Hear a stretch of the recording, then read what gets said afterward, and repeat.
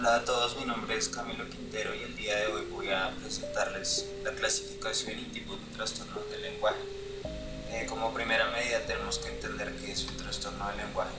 El trastorno del lenguaje son problemas que pueden afectar el habla, la escritura, la lectura y en algunos casos pueden ser la combinación de varios de estos. El primer tipo de trastorno son las disartrias. Estas se caracterizan por afectar a los músculos de los órganos que utilizamos al hablar, como lo son la lengua, los músculos de la mandíbula, los músculos de la nariz y del pelo del paladar. Generalmente es ocasionado por causas congénitas o por lesiones en el cerebro o enfermedades en el cerebro. Posteriormente tenemos las dislalias. Este es un trastorno en la articulación de fonemas, ya sea por sustitución, omisión o la alteración de estos. Aquí podemos ver un ejemplo, la niña llamándole dato al gato. Posteriormente tenemos las dislalias fisiológicas. Estas dislalias se dan cuando los órganos del infante aún no son lo suficientemente maduros para poder articularlos, y pues no es considerado realmente un problema, a no ser de que pues este tipo de dislalias se extiendan más allá de los 5 años. Luego tenemos la dislalia audiógena. Se caracteriza por afectar al oído y asimismo la correcta discriminación de los sonidos. Podemos ver el ejemplo aquí en pantalla.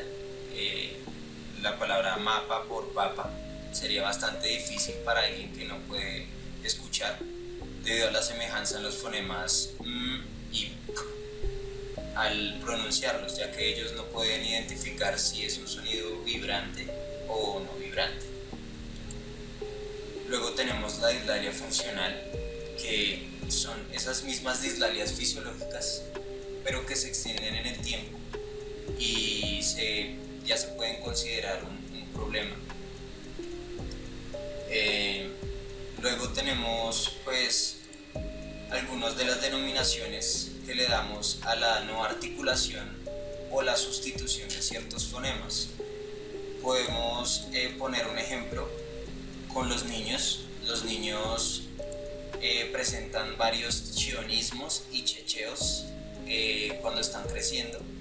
Ellos tienden a sustituir el fonema r por l, como P en vez de perro, pelo, o carro, calo. Y en el checheo, un ejemplo puede ser chicheñor y tiene que ser pues sí señor. Las dislalias orgánicas, o también llamadas disglosias, son aquellas deficiencias en el lenguaje que son originadas por malformaciones o alteraciones en los órganos que involucran el habla.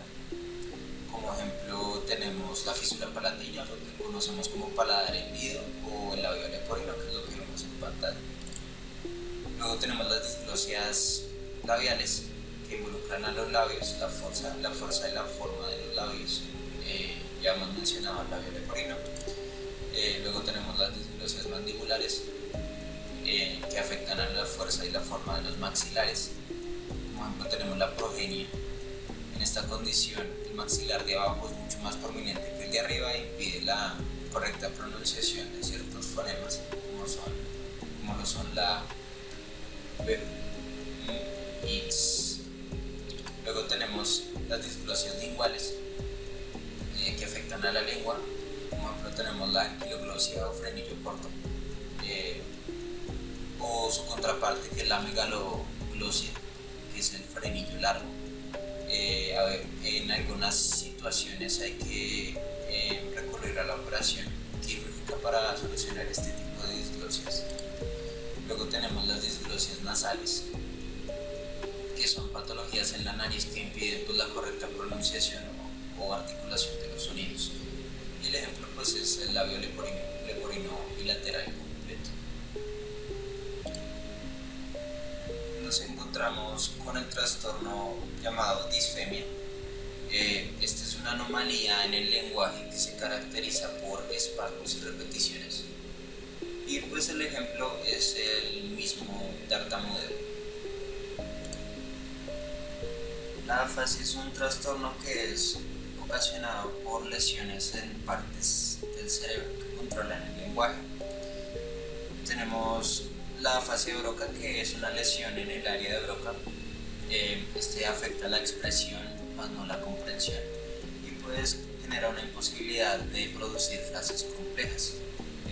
Los pacientes de esta condición son conscientes de sus errores, a pesar pues, de tener una mala sintaxis y una mala gramática.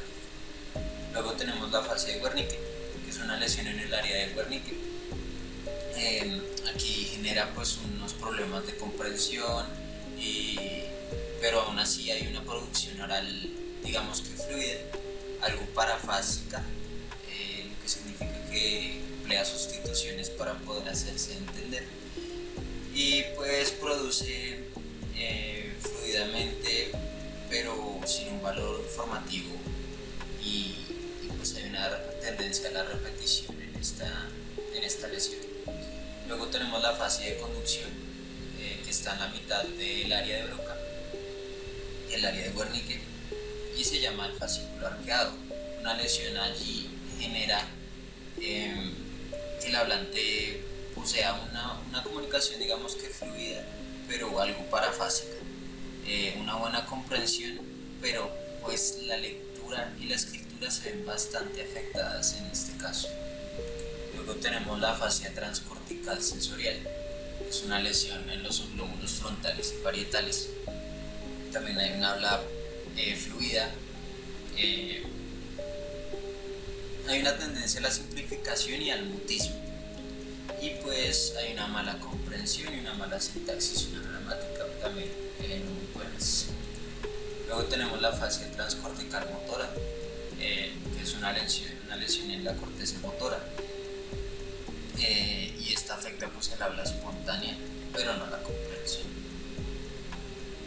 La afasia anómica es una lesión en los lóbulos temporales y parietales.